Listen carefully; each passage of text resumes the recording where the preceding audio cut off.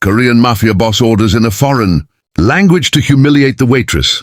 He froze at her reply. The rain hammered against the windows of Lumiere, Manhattan's most exclusive restaurant, as Kim Jae-sung entered with his entourage of 6 men dressed in black suits. If you believe in kindness, second chances, and the power of small moments to change lives, please like, comment, share, and subscribe to Kindness True Stories. Also, tell us in the comments where in the world are you watching from.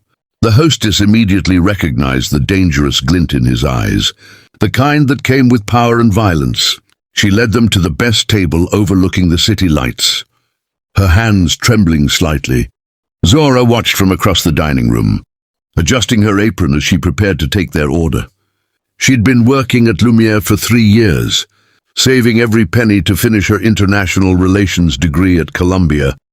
Her manager approached her nervously, whispering that this was a VIP table and she needed to be extra careful.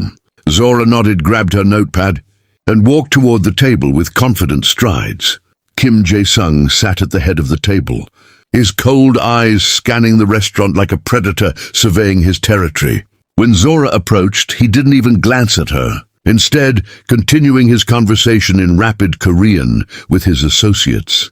She waited patiently, pen poised over her notepad, maintaining her professional smile. After deliberately making her wait for several minutes, Kim finally turned to her, his lips curling into a cruel smirk. He began speaking in Korean, his voice dripping with condescension, telling his men in explicit detail how he found American service workers pathetic and uneducated, particularly this black waitress who probably couldn't even locate Korea on a map. His associates laughed, enjoying the show as their boss continued his verbal assault, describing her in degrading terms, assuming she understood nothing. The restaurant grew quieter as other diners sensed the tension. Kim ordered the most expensive items on the menu in Korean, then added insulting comments about how she would probably mess up the order anyway, because people like her were only good for menial labor. He told his men that she probably had multiple children from different fathers and was working here to support her drug habits, all while Zora stood there, her expression unchanged. When he finally finished, he looked up at her with mock patience. Switching to broken English, you understand? Or too difficult for you? The entire table erupted in laughter. Zora's hand tightened around her pen for just a moment before she relaxed, looked directly into Kim Jae-sung's eyes, and responded in flawless Korean, her accent revealing advanced study. Yes, Mr. Kim, I understand perfectly. You've ordered the seared foie gras, the Wagyu beef prepared medium rare, the truffle risotto, and the 1982 Chateau Margaux. However, I should inform you that gentleman to your left is lactose intolerant, according to our records from his last visit, so the risotto might not be suitable. Also, regarding your colorful commentary about my personal life, I appreciate your concern, but I'm actually a graduate student at Columbia specializing in East Asian organized crime syndicates, with a particular focus on Korean operations in North America. My thesis advisor is Professor Chen, who I believe you might know through your business associate in Los Angeles. Small world, isn't it? The silence that followed was deafening. Kim Jae-sung's face drained of color, his smirk vanishing instantly. His associates stopped laughing, exchanging nervous glances. The boss's mind raced through possibilities, each more dangerous than the last. Was she FBI? NYPD's organized crime unit? An undercover agent who had been tracking him? How much did she know? His hands gripped the edge of the table as he tried to maintain composure. Zora continued, her voice steady and professional. I'll give you a few more minutes to decide if you'd like to modify your order. Perhaps some water while you consider your options. She walked away, leaving the table in chaos.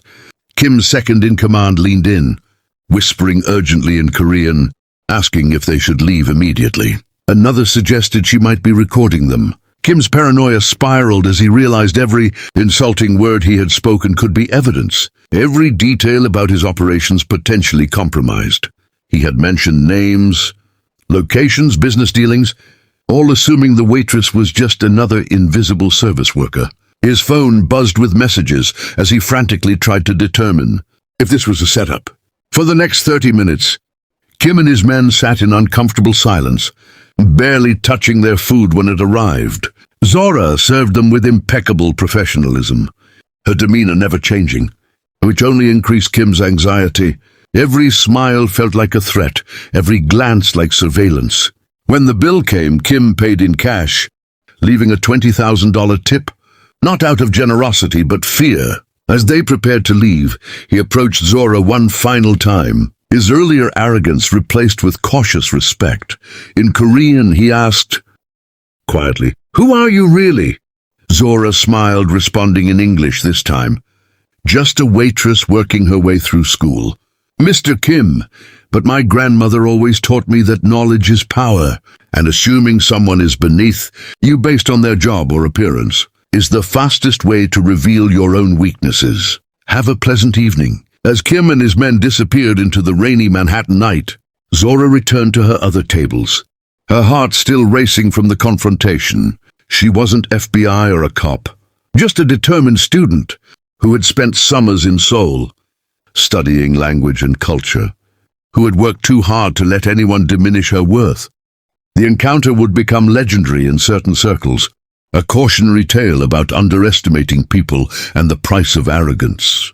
For Zora, it was simply another night surviving in a city that constantly tested her strength, another small victory in her journey towards something greater. If you enjoyed this story of courage and unexpected twists, please like, share, and subscribe to Kindness True Stories for more inspiring tales that remind us never to judge people by their appearance or position.